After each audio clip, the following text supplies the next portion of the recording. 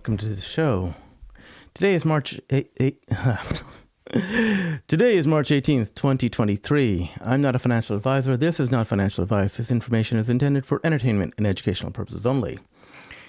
So, I've noticed that there was not a point-for-point breakdown of the FINRA FAQ about MMTLP, about stock symbol MMTLP, and the U3 halt that happened. So I decided to make one. But this video took a little bit longer than I expected, so it's actually part one of a two-part series, I believe, so far. And so, welcome to the show. But anyway, all of my videos are going to and have in all of my videos have in the recent past and will in the future include an introduction as to how I believe U.S. markets are incredibly corrupt, and I will continue to talk about the FINRA U3 halted stock symbol MMTLP until the situation for MMTLP is resolved. Okay, so even though this entire video talks about the stock symbol MMTLP and the U3 halt, this video will still not be an exception. So here we go. I believe U.S. stock markets are incredibly corrupt. Regulators, who should be ensuring fairness in markets, are often colluding with short hedge funds at the expense of retail investors. Let me tell you how FINRA created fraudulent counterfeit shares in the stock symbol MMTLP. Metamaterials, who is a parent company, was issuing a special dividend of private company shares. The company is to be called Nexbridge Hydrocarbons, and that private company had about 3.2 billion barrels of oil in the ground in West Texas. And this is the story about the MMTLP halt. So in case you're not sure of what the stock symbol MMTLP and the private company Nexbridge Hydrocarbons is, let me give you a quick recap. FINRA created a whole bunch of fraudulent counterfeit shares in stock symbol MMTLP and caused further problems in the private company Nexbridge Hydrocarbons. So let me start. On December 8th, 2022, according to FINRA data itself, there were 13.7 million shares of stock symbol MMTLP traded, of which 9.5 million shares were short sales. Okay, here's the FINRA data itself. As you can see, the short volume was about 9.5 million shares. Total volume, 13.7 million shares. Okay, now a short sale is when shares are sold prior to being purchased. Most people will actually buy shares and then sell them at some point later on. Short sellers do the exact opposite. Short sellers sell shares that they don't own with the plan to buy them back at some later point in time. As a result, short sales have an effect of dilution, right? They will dilute shares until the shares are subsequently purchased because they've already been sold. Shares have been sold without yet being bought. Okay? That's what short selling does. So, FINRA issued a U3 extraordinary event halt on December 9th, 2012. Okay? And it's still in effect till now. Now, private company shares of Nexbridge Hydrocarbons were supposed to be distributed to all MMTLP shareholders on December 14th, right? After which stock symbol MMTLP was supposed to be deleted and all short shares were supposed to be reconciled. Now, since you can't trade, since the shares were halted from the 9th to 12th, all the way up till now, right? And you can't trade those MMTLP shares. Those short shares can never be reconciled, right? They haven't been bought back, and they've been sold, and they can never be bought back. So MMTLP shares that were sold but never purchased, I call those fraudulent counterfeit shares. Okay, and those shares exist thanks to FINRA. So FINRA created the fraudulent counterfeit shares by issuing the U3 halt and preventing the short sellers from ever buying those shares back. Okay, so as a result, those shares are now fraudulent and counterfeit, and they were made that way by FINRA. Not only that, when you introduce fraudulent counterfeit shares into the market, you have now pushed down prices, right? Because those shares are fraudulent and counterfeit. So, because FINRA created the fraudulent counterfeit shares, they are now a price manipulator. They've manipulated prices downward, okay? They knew what they were doing when they created the fraudulent counterfeit shares, and they went ahead and did it, right? So, thank you, FINRA, for being a price manipulator. Next, FINRA also prevented every single MMTLP shareholder from receiving the one-to-one dividend of the private company NextBridge Hydrocarbons. Okay, FINRA knew about the spin out of the private company, and that FINRA knew that there were 165 million shares that were initially issued prior to these fraudulent counterfeit shares entering the market, and Metamaterials distributed all those 165 million shares to the transfer agent AST, who provided those shares to the broker-dealers. However, the broker-dealers had a lot more than 165 million shares. That was the number of shares that were issued, thanks to FINRA creating fraudulent counterfeit shares. Broker-dealers cannot distribute shares to shareholders because that would mean that some shareholders would get shares while others would not. And they cannot pick and choose who gets shares because then they'd be held liable, right? So, thank you, FINRA. That's what FINRA did. They created fraudulent counterfeit shares, they manipulated prices, and they prevented the distribution of the private company NextBridge Hydrocarbons. Now, a lot of people might say, oh, gee, this is a complex situation. It's hard to deal with, whatever. That's what FINRA did. This is what they should have done. What FINRA should have done is they should have instructed broker-dealers of a corporate action that shorts must close their positions by December 12th, 2022, right? They should have informed broker-dealers that between December 9th to 12th, all trading in MMTLP should be position close only. What that means is that longs, those are people who purchased shares, should be able to sell those shares to shorts. And shorts, the people who already sold shares that they didn't own, they should be able to buy those shares back to reconcile their positions, right? And if they didn't buy it back by December 12th, 2022, they should be a forced close at that point, right? And that would reconcile all the shares which were already sold to buyers, right? But never purchased, right? So these shares became fraudulent counterfeit shares, and they would never have become fraudulent counterfeit shares if FINRA performed these two corporate actions. FINRA knew about going to position close only. It's very standard. They knew about forcing shorts to close their positions, and they did not do it. So let's get started. Here we see from FINRA's website the FAQ for MMTLP, the Corporate Action and Trading Halt. It's dated March 16th, 2023, so this video is a few days after that. They start with an opening remark. FINRA has received a number of questions relating to a corporate action and trading halt in the Series A preferred shares of Metamaterials Incorporated that traded under the stock symbol MMTLP. This Investor Insights article provides a general information about how corporate actions and trading halts are processed, as well as specific information related to MMTLP. So this is part of their Investor Insights, articles. I guess they have a bunch of Investor Insights articles, and this is one of them. And they talk about corporate actions here. I'm not going to go over every single one of these this text in detail. But let's just move on. This is just intro about what corporate actions are. We don't really care about that too much. So here is the MMTLP corporate action. But if we look, or here's the section titled MMTLP corporate action, but most of this is not actually about the corporate action by FINRA, but instead it's about the history, what happened before. Because it starts with the preferred shares being issued in connection with the June 2021 merger between Torchlight Energy and Metamaterials, etc. And it goes on. So it starts about the history. So maybe they should, just add a section and call this history of, and not the corporate action itself. Because I can see how the history is important to seeing what the corporate action is, but, it might clarify things for those who actually know what the history is to skip this section, okay? But let's assume that they got the history correct. I will go back to this history section in a second, though. A better history I've seen actually comes up from the Fair Markets Now website under the MMTLP section, and they have a timeline. And I think a graphic timeline shows much more clarity as to what's going on, because there's a long amount of time here if we look between the time when Torchlight Energy and Metamaterials announced their merger, all the way up until when this FINRA U3 halt actually happened.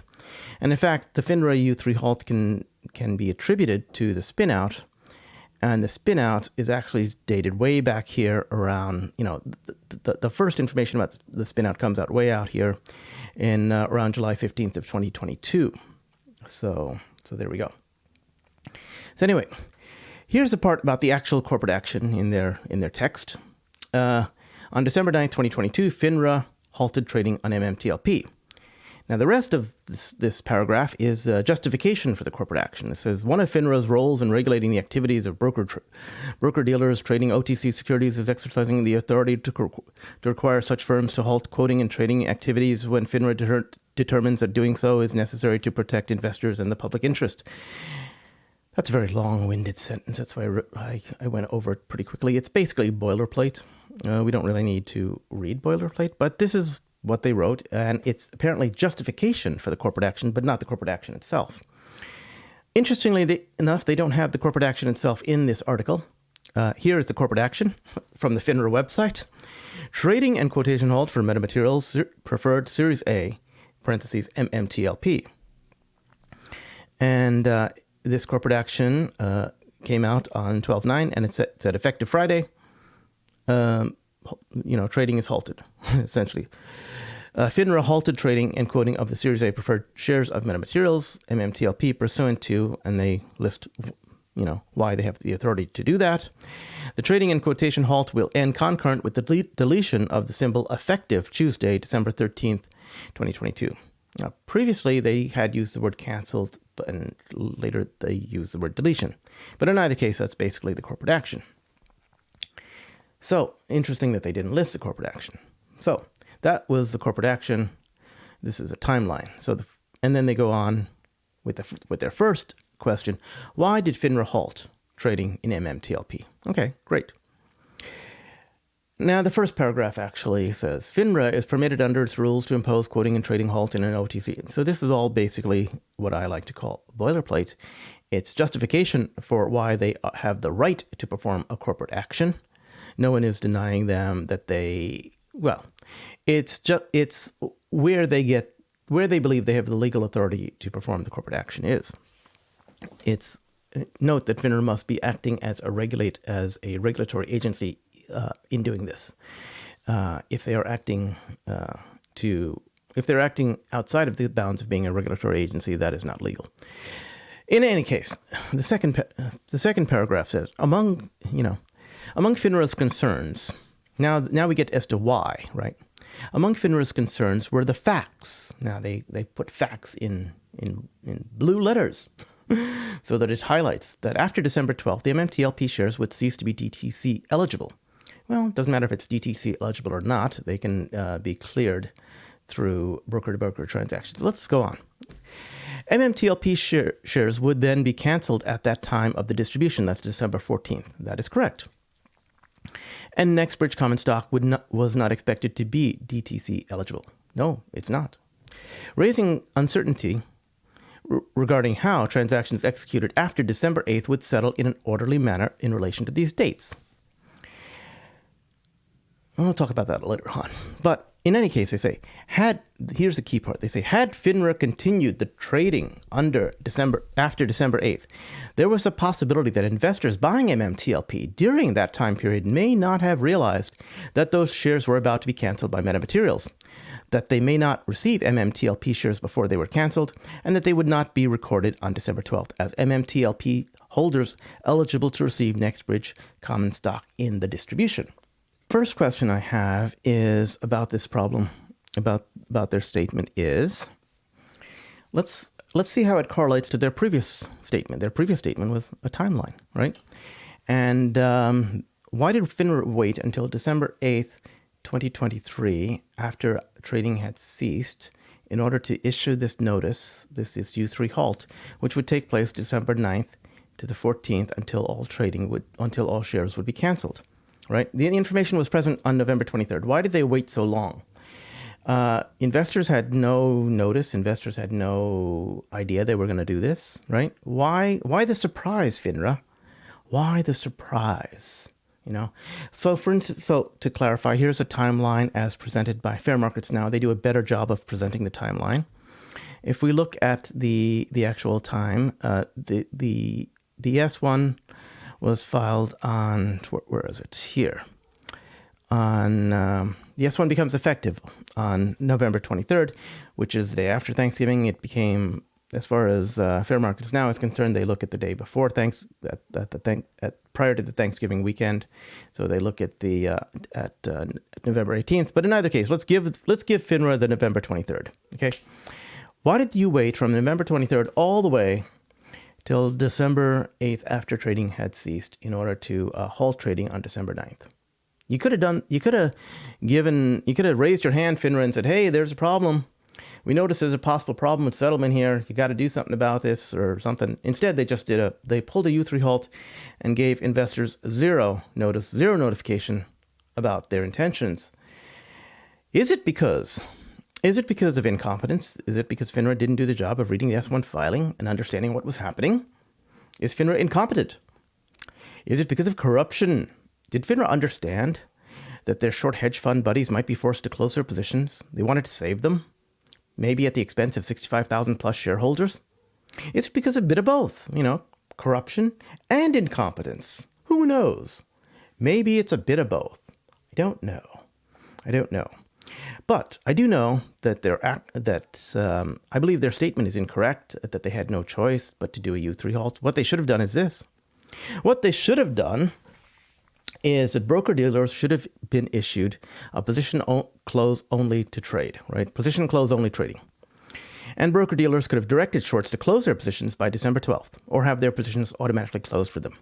If they had issued corporate actions towards these two things, then there would be no settlement problems and all shares would be reconciled. What does this mean? Well, FINRA knows what this means, but for those of you who do not know what this means, I'm going to expand it out for you. So, if broker-dealers can issue a position close-only trading, this means that longs, these are individuals and entities who've already purchased shares. Their shares are already settled a long time ago, or they would have been settled much before December 12th. They would have had the ability to sell their shares up until December 12th, but only to shorts. Who's a short? A short is an individual or an entity that's already sold shares that they do not own. And those shares that they do not own, they have a dilutive effect to share prices. They have diluted the MMTLP share prices. But they've sold things they don't own, so they have to buy them back. And that's called reconciliation of their debt. So the shorts would be able to reconcile their debt of shares. Now, the reason to reconcile the debt of shares is because you would not be able to trade these shares in the future anymore. Okay? Zero possibility of trading anymore. So, if you can't trade the shares anymore, those shares that you sold, which you cannot trade, they become fraudulent and counterfeit shares. So shorts would have to reconcile their debt. Okay. Now, broker-dealers would also have to tell shorts, hey, look, close your positions by December 12th or have your positions automatically closed, right? This would enable shorts the ability to purchase the shares back and clear their debt before they would be forced closed. Okay. This would result in zero settlement problems, and all the shares would be reconciled, and you wouldn't have this great big mess that you have right now. Okay? So thank you, FINRA, for creating the mess. This is all they had to do. They should have just gone to position close only trading, okay? And they should have gotten to close their and they should have told shorts to close their positions, or the positions will be closed for them. And this brings up question number 2. Why did FINRA halt trading on December 9th if shareholders as of December 12th were entitled to receive the NextBridge distribution? Now here they talk about how you have to settle within 2 business days in accordance to SEC rules and all of this. That's all very well and nice, but those two corporate actions that I said that you should do? You wouldn't have any of these problems if you did those 2 corporate actions, right? Because then you could have position close only, and that means longs. Let me go back. That means that the longs, the individuals who have already purchased shares, they would be able to sell their shares because those shares have been settled. You know where those shares come from. And only longs would be able to sell their shares. And only shorts would be able to buy the shares. Only shorts, not people who don't know what they're getting. Shorts are people who've sold something that they don't own. Okay, only shorts would be able to buy those shares if you go to position close only. You wouldn't have this problem of individuals not knowing if they're going to get the shares or not. Instead, you go to position close only. See the beauty of that, FINRA? So your entire statement here is incorrect. Right? This entire statement is assuming that you do not go to position close only and that you do not force shorts to close your positions. Why is that, FINRA? These two actions should have so simplified life. and yet you did not do that. Again, is it incompetence or is it corruption? Okay. So now we also have over here the last. If you look at this entire thing, they talk about DTC eligibility. And one of the questions I have is, why is FINRA so worried about DTC eligibility, right? The first thing they talk about is the fact that, you want DTC eligible, after December 12th, MMTLP shares would no longer be DTC eligible, and the Nextbridge shares are not expected to be DTC eligible. Why does FINRA care so much about DTC eligibility? I don't know that they do. Because broker-to-broker settlements normally work just fine, right? Especially in cases like this, where you don't expect trading afterwards. And there was a meeting that was with the DTC and Nextbridge Hydrocarbons and FINRA prior to December 9th. They were invited to this meeting to discuss this entire, what was going to go on. And FINRA chose not to appear at the meeting. They ghosted everyone. They said, hey, we're not showing up. We don't give a flying F. Actually, no, they didn't even say that. They didn't give any warning that they were not going to show to the meeting. They just didn't show, right? They said, they didn't go. So apparently at that time, they were not concerned about DTC eligibility. They didn't care.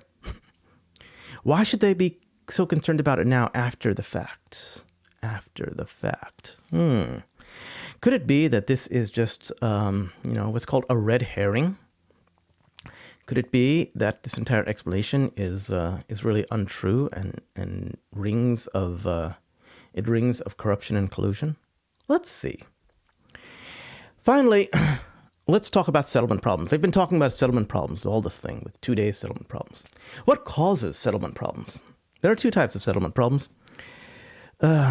One is if the person who's buying shares doesn't have enough money to actually buy the shares. Broker-dealers don't allow people without money to buy shares, so that usually is not the case. Okay. The other type is if you sell shares and you don't have the shares. Who typically sells shares and they don't have the shares? Ooh, shorts. Settlement problems usually arise from naked short sales. And they're naked short sales where people are opening a naked short position, okay? And they are unable to fulfill their obligation to actually deliver the shares because they don't own the shares. That's typically what causes settlement problems, FINRA. I should think you know. And when those settlement problems occur, they result in something called a failure to deliver, an FTD.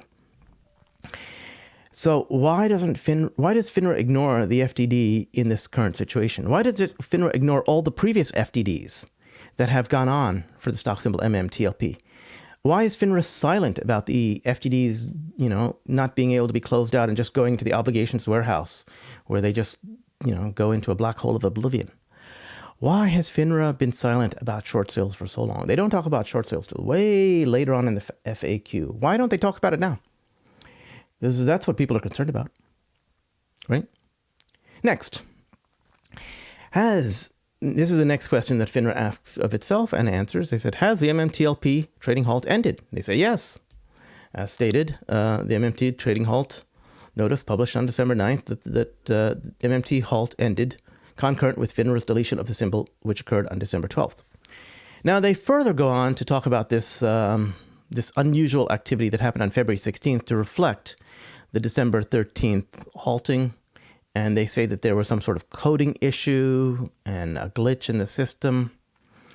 But they say the MMTLP shares were canceled by the issuer. Why do they talk about this glitch and coding in the system? Well, apparently there was a lawsuit that was filed against FINRA, and they said that the symbol was canceled and deleted. Or actually, they said the symbol was deleted, and they put that in a statement before a judge. And if you go to their website, it doesn't say that the symbol's been deleted. Then they quickly on February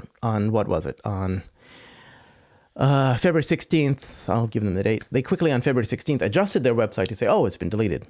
But they backdated it all the way to December 13th. And then they unbackdated it. Why? Because they said something to a judge that could be tantamount to perjury, or at least lying and losing credibility before the judge. And then they undid what they said because they were caught. So I don't know. But in either case, let's take them at their face value. And all I have to say is, this seems to be a very convenient computer glitch. There are further computer glitches that apparently are very convenient, which occur later on, but they only occur with stock symbol MMTLP for some reason. Does your computer have a problem with stock symbol MMTLP? I mean, I think computer glitches are pretty rare. Later on, there was this thing called an OTC. MMTLP was on the OTC threshold list for 41 days. 41 days. And FINRA did nothing about it and later blamed this problem on a computer glitch. In any case, in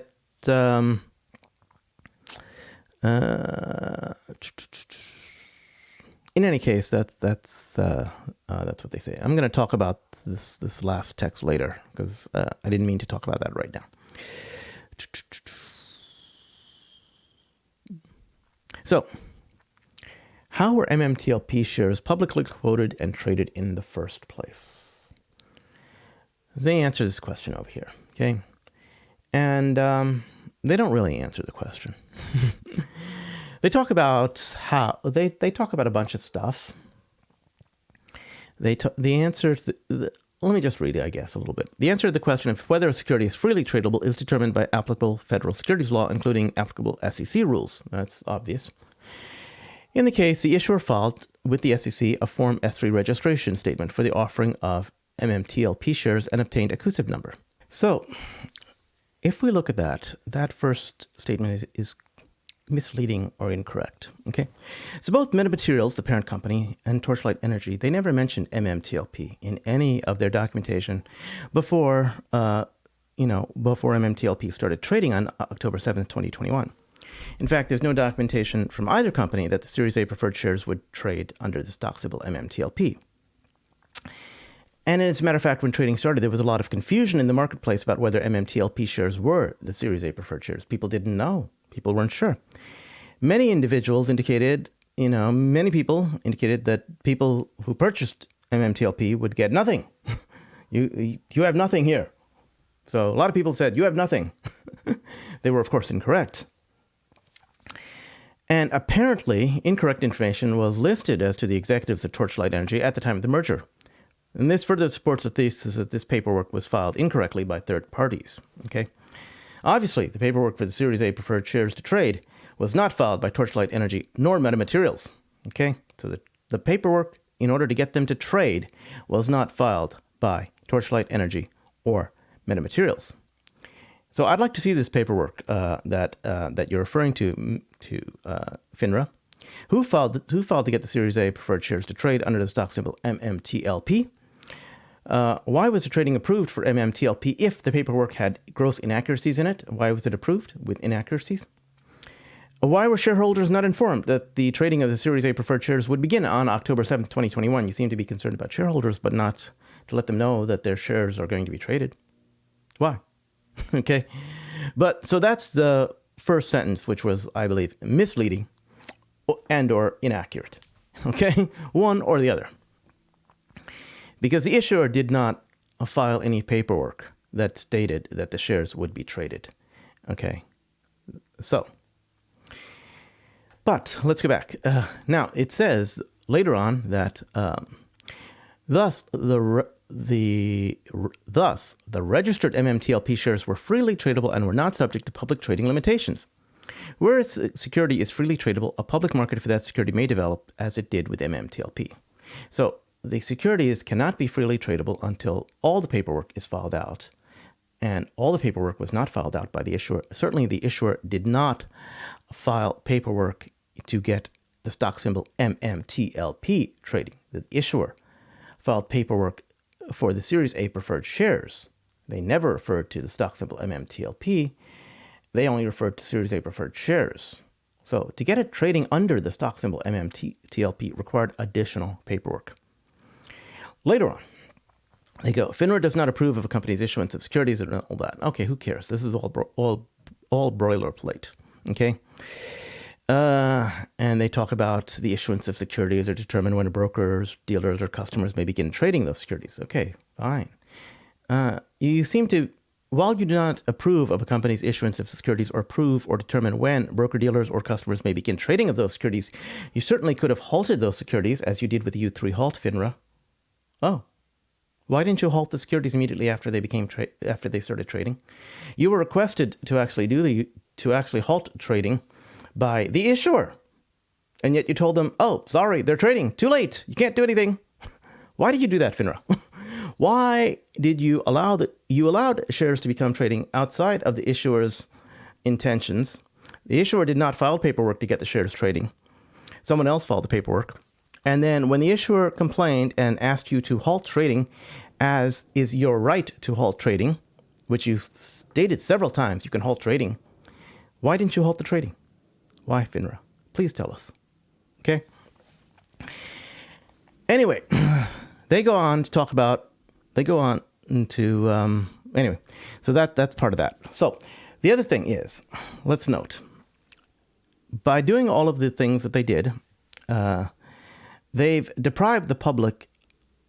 They also, by not notifying the shareholders that trading would actually happen on such and such a day, FINRA, and by having this trading happen, unexpectedly, this deprived the public of an ability to purchase these shares at very low prices. Right? Shares were selling at 1 cent a share.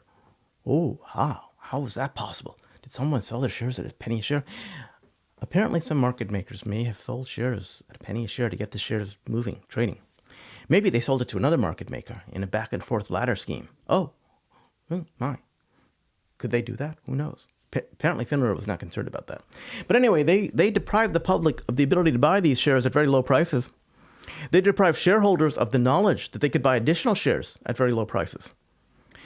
And this caused uncertainty as to what the MMTLP shares actually were, because FINRA did not go out and actually, say these shares are stock symbol MMTLP, because no one knew what the shares were, because the paperwork was not filed by the issuer.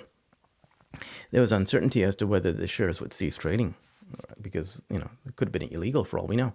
FINRA didn't say, "Oh, this is legal." No. FINRA just said, "Hey, they're trading. Nothing we can do." Wow. Sometimes FINRA is powerless when it chooses to be. Interesting. So, apparently, FINRA goes on and talks about something that they have that has no bearing on the situation. They talk about Rule 15C211, and they spend a whole paragraph talking about that. And then at the end of the paragraph, they say, instead, broker-dealers relied on an exemption from SEC Rule 15C2-11 that permits broker-dealers to publish a quotation for unsolicited customer orders. Oh. So broker-dealers are able to now, go bypass a rule, which you spend a large amount of time talking about, but you don't talk about how they're able to bypass the rule, right? You talk about the rule, but the rule's been bypassed, so why bother, right? Why did you stop communicating at this point to the answer to this question? It's a whole point about, that you want to talk about something irrelevant to the question. Are you trying to obfuscate and confuse the issue? Is this just to get people to fall asleep with your answer? I mean, I don't know. Maybe. A lot of people might fall asleep just reading about, Rule 15C2-11. They might investigate rule, but, when it has no bearing on the situation because it's an exemption to the rule. So please elucidate us about the exception to the SEC Rule 15C2-11. I'd like to see the actual paperwork that the broker-dealers filed to get MMTLP trading. Who were the broker-dealers? Was the broker-dealer also a market maker? Okay. Did the market maker have a short position in MMTLP? How large was that short position? Did they have a naked short position? And how large was the naked short position? And was the real reason that they wanted to get the symbol MMTLP to trade was so that they could buy a whole bunch of shares they sold short and they had no way to source, which would result in a ton of failures to deliver? Is that the whole reason? And are you, FINRA, covering that up? Are you colluding with certain market makers who have a short position that they can't get out of? Is that the reason, FINRA? Let's see. I don't know, FINRA. It just leads to more and more questions. 5. Did FINRA cancel the MMTLP shares? Did FINRA delete the MMTLP symbol? It says FINRA did not cancel the shares. The issuer, Metamaterials, canceled the shares effective December 14th. In fact, FINRA cannot and does not cancel shares. that are issued by the company. That is an action of the issuer. However, just as FINRA assigns symbols, they can also delete or unassign a symbol. Okay, great. You're talking about deletion and cancellation. That's all very nice.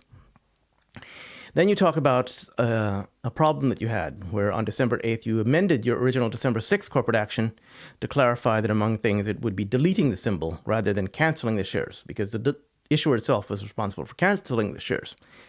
Well, thank you for that. Thank you for that clarification, which is not really a clarification. But let's talk about the difference between cancellation and deletion of shares with respect to the short position in MMTLP, because you're not talking about the short position at all. So if shares are deleted and there's a dividend in a private company that's issued and there's a short position, what happens? Broker-dealers must provide the NextBridge hydrocarbon shares to MMTLP shareholders, right?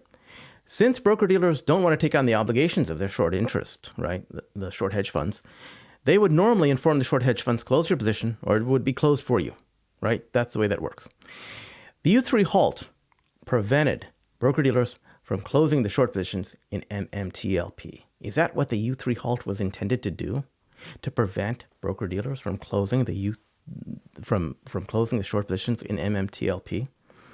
Why do I believe broker-dealers would be informing shorts to close their positions in MMTLP?